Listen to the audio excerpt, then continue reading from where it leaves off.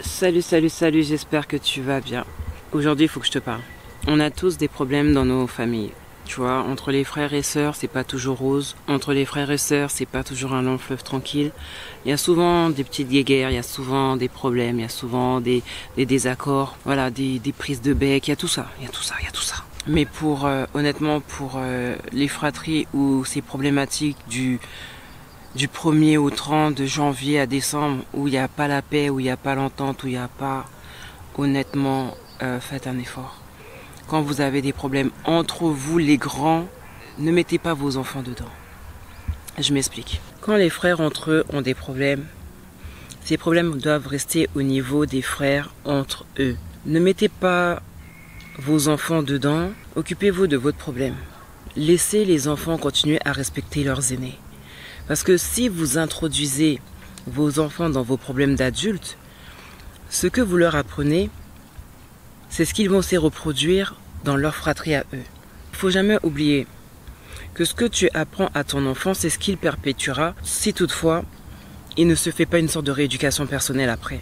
Tu ne peux pas dire à ton enfant, parce que tu t'entends pas avec ton frère ou avec ta sœur, quand tu vois ton oncle ou quand tu vois ta tante, tu lui dis pas bonjour.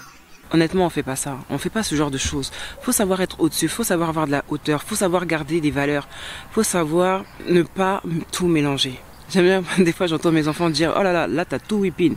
Ben là, il faut pas tout whipping. Il faut pas tout mélanger. Ce qui est chez les grands reste chez les grands. Laissez les enfants. Ça me fait de la peine, moi, quand je vois des jeunes, des enfants qui disent pas bonjour à leurs aînés parce que les aînés ont des problèmes et que les aînés ont monté la tête aux plus jeunes. On a tous des problèmes, on s'entend pas tous entre nous. Comme ma mère m'a souvent dit, dans toutes les familles, il y a des problèmes. Tu peux monter, tu peux descendre, il y a toujours des problèmes. On choisit pas sa famille, on a la famille qu'on a. Ils ont les caractères qu'ils ont, on a le caractère qu'on a. Il y en a qui peuvent avoir une certaine maturité, il y en a qui peuvent avoir beaucoup d'âge et très peu de maturité, à qui l'expérience n'a pas servi de leçon.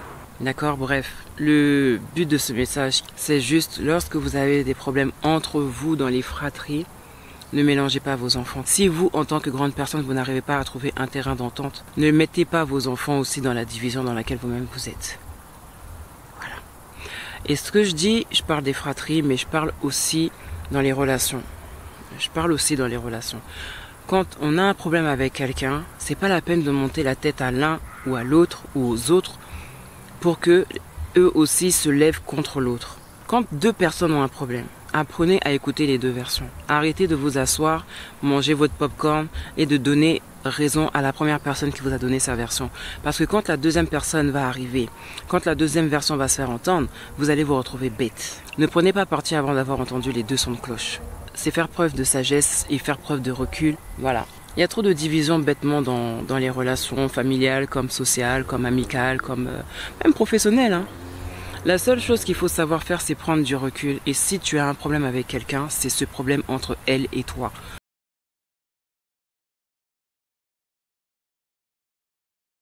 Ne ramène pas les autres. Il y a assez de division dans les relations, il y a assez de division dans les familles, il y a assez de division dans les couples.